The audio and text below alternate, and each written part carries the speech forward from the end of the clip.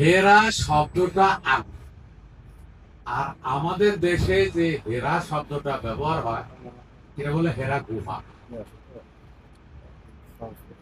হেরাই একটা গুহা।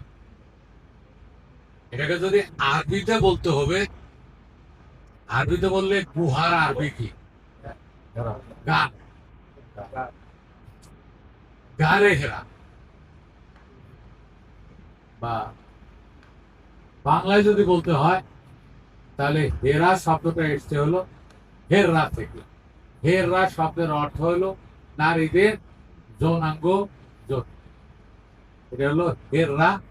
হেররাটা হেরা, হেরা থেকে হেরা। শব্দের যে বিবর্তন, ভাষার যে বিবর্তন, সেই বিবর্তন অনুযায়ী এখন আমাদের কাছে আছে হেরা লাস্টে একটা গোলাম আছে। এইটা একটা গুহা।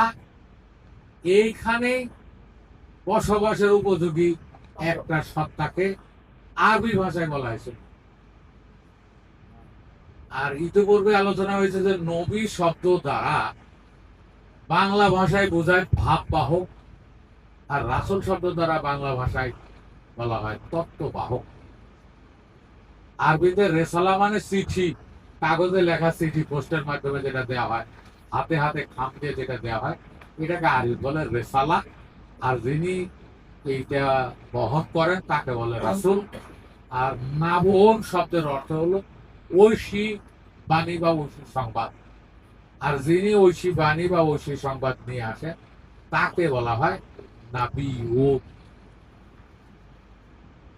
তাহলে সাধারণ সংবাদ যারা বহন করে তাদেরকে আমরা যেমন সাংবাদিক বলি বাংলা ভাষায়, তেমনি ঐশীধাম থেকে যারা সংবাদ নিয়ে এই মর্তধামে আসে তাদেরকে আমরা বাংলা ভাষায় বলি বশিক। ব দন্তস্বয় রসিকা, ধ দ না, ধ, বশিক, স্বর্গীয় সংবাদ বাহক। কারণ নবীকে আমরা বাংলায় বলতে পারি বশিক। এইটা 2000 সালের আগ পর্যন্ত ছিল না। এমন হয়েছিল, ইংলিশ ভাষায় ছিল লর্ড গড মেসেঞ্জার, সৃষ্টিকর্তা, পালনকর্তা আর সংবাদ বাহক। আরবিতে ছিল আল্লাহ, রাসূল, নবী বা আল্লাহ রব, নবী। আর ফার্সি ভাষায় ছিল খোদা ও পয়গম্বর। সংস্কৃত ভাষায় ছিল ব্রহ্মা, বিষ্ণু, নারদ। বাংলা ভাষায় ছিল সাঁই, আগে পরে কিছুই নাই। এই সাঁই দিয়েই চালিয়ে আসছে আমাদের উপমহাদেশের এই কয়েকশো বছর। যেমন লালন সাঁই একটা বাণীর ভিতরে লিখছে, অনন্ত রূপ সৃষ্টি করলেন সাঁই, জানি মানুষের চেয়ে উত্তম কিছু নাই। এই সাঁইকে সৃষ্টিকর্তা, সাঁইজি কি বলছে, অনন্ত রূপ সৃষ্টি করলেন সাঁই, সাঁইটা সৃষ্টিকর্তা। কারণ সৃষ্টিকর্তা বোঝানোর জন্য কোন শব্দ বাংলা ভাষায় ছিল না। পরে আমরা সৃষ্টিকর্তাকে লেখলাম গাই, আর পালনকর্তা হলো সাঁই, আর সংবাদদাতা হলো বশিক। এই বশিদার গাই আমাদের এই পরিবারের সৃষ্টি। ভালো থাকবে, গাই পরিবারের সৃষ্টি। এখনো আরো পারস্যরা যে ইরানে খোদার পয়গম্বর ছাড়া আর তৃতীয় কোন শব্দ নাই। ওরা খোদা দ্বারাই পালনকর্তা এবং সৃষ্টিকর্তা বলছে। সৃষ্টিকর্তা মানে খোদা, আবার পালনকর্তাও খোদা, এখন যেমন আমাদের সৃষ্টিকর্তা মানে সাঁই, পালনকর্তাও সাঁইটা ছিল লালন সাঁইদের সময় পর্যন্ত। এই 2000 সালের পরে না আমরা এগুলোকে সেপারেশন করলাম। এখন হেরা এই গুহায় নবী কত বছর সাধন করছে? 15 বছর 3 মাস, 15 বছর, যাই হোক কম বেশি। এতদিন পর্যন্ত নবী এই জায়গায় সাধন করছে। কত বছর বয়সে? 25 বছর। 25 বছর বয়সে হেরাই গেছে, 40 বছরের নবুয়ত লাভ করে আসছে। এই নবী 25 বছর বয়স হাকিকতে এই আমাদের এই 2001, 2002, 2003 এইভাবে গণনা না। নবীর 25 বছর বয়স হলো পঞ্চভূতের 25 গুণ, আগুনের 5টা, বাতাসের 5টা, জলের 5টা, পঞ্চভূতের 25 গুণ। এটাই ছিল নবীর রূপক বয়স নির্মাণের এই সংখ্যা। তাহলে 25টা আমাদের এই 1 বছর 2 বছর এরকম গণনা না, মনে থাকবে পঞ্চভূতের 25 গুণ। তাহলে আর থাকলো 15 বছর হেরাই, এই আমাদের দেহটা পঞ্চভূতের দেহ। একটা কন্যা সন্তান জন্ম নিবে আমাদের এই বঙ্গদেশে বা ভারতীয় উপমহাদেশে দেখা যায় যে 12, 13, 9, 10 থেকে শুরু করে 15-16 বছরের ভিতরেই মেয়েরা ঋতুমতী হয়ে যায়। আর আরবদের খাবার ভালো, দেহের গঠন উন্নত হওয়ার কারণে হয়তো ওরা 15 বছর এভারেজ করছে।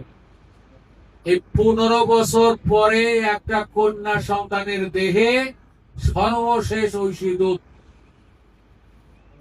আগমন করে। আগে তা, পরে স্তন, তারপরে এই রজস্রাব। 15 বছর পরে গড়ে কন্যা সন্তানের দেহে রজস্রাবের আগমন ঘটে। এইটাই হেরা গুহা 15 বছরের সাধন। যারা, আবার বলছি, বিশেষাঙ্গ, গোপনাঙ্গ এইসব শব্দ তারা ট্রান্সলেটরে ক্লিক দিলে আসবে না, খোদ শব্দটাই বলা লাগবে। সেই শব্দগুলো বলতে গেলে অশালীন অশ্রব্য হয়ে যায়, যার কারণে আমরা বলার সুযোগ পাই না। বুঝাইছে? তাহলে এই হেরা গুহায় এই 15 বছর পরে রজস্রাব আশাকে বলা হয়েছে নবীর নবুয়ত আরম্ভ হলো, নবুয়ত প্রাপ্ত। নবুয়তের পরে হেরা গুহার রিলেটেড আরেকটা শব্দ বলে আমি শেষ করব। নবুয়তের পরে আসে গলায়। নবুয়তের সময়টা নবীর বিদ্যমান সময়। নবী বিদ্যমান থাকে কয়দিন? 3.5 দিন চলে নবুয়ত কাল, নবুয়তি যুগ। তারপরে পবিত্রতার প্রথম দিন থেকে আবার রজ আসার পূর্ব দিন পর্যন্ত মাঝখানে যে 27 দিন, এইটা হলো বেলায়েত। ফকির পাড়ায় আর বাউল পাড়ায় নবুয়তের বেলায়েতের পালা গান। এখন ওরাও তো হলো গন্ডমূর্খ, বস্তিমূর্খ, ওরাও হইলো টাউ, টাকার জন্য ঘুরে চাপা বিক্রি করে পায়। এদের তো জ্ঞান নেই, আর ওদের ওরা গুরু গোসাইকে মানেই। ওরা যে বাউল গানের কণ্ঠ আছে, আমাদের মতো মানুষ ওদের কাছে কিছুই। দেখছেন না, একজন বাউলের আত্মশুদ্ধি নাই, অহংকারে ভরা, তারপরে শুধু গলাবাজি, চাপাবাজি। একটা বাউল ভালো কোনো গুরুর কাছে দেখা নাই, একটা বাউল না। যত বড় বড় বাউলের নাম করি, ওই বাউলের গুরু আবার বাউল হলো নিজে মূর্খ, আবার মূর্খদের কাছে জ্ঞান বিতরণ। লালন সাইজি বলছে, নিজে জানা পথ চেনে না, পরকে ডাকে বারংবার, এসব দেখি এইটা হলো বাউল পাড়ার অবস্থা। আমরা আবার এই জায়গায় যাই, বেলায় 27 দিন, নবুয়ত 3.5 দিন, মনে থাকবে? নবুয়তে নবী স্বয়ং উপস্থিত থাকেন, বেলায়েতে থাকেন না। এই জন্য নবীজি আমাদের ওই বিদায় হজের যে ভাষণ, গাদিরে ক্ষোভ, এইখানে হযরত আলী রাদিয়াল্লাহু তাআলা ওর হাত ধরে এইভাবে বলছেন, আমি যার মাওলা, আলী তার মাওলা। আমার অবর্তমানে নবুয়ত পিরিয়ড যখন শেষ হবে, বেলায়েত আরম্ভ হবে, আলী তখন এই বেলায়েতে রাজা হবে, নেতা হবে। আমি হলাম নবুয়তের নেতা, বেলায়েতের নেতা আলী। আর আলী শব্দের অর্থ হলো অটল পুরুষ, ঊর্ধ্বরেতা পুরুষ, মহাসাধক, মহাপুরুষ। অর্থাৎ এই পবিত্র কালে 27 দিনে অটল পুরুষরা হবে এই রাজ্যের রাজা।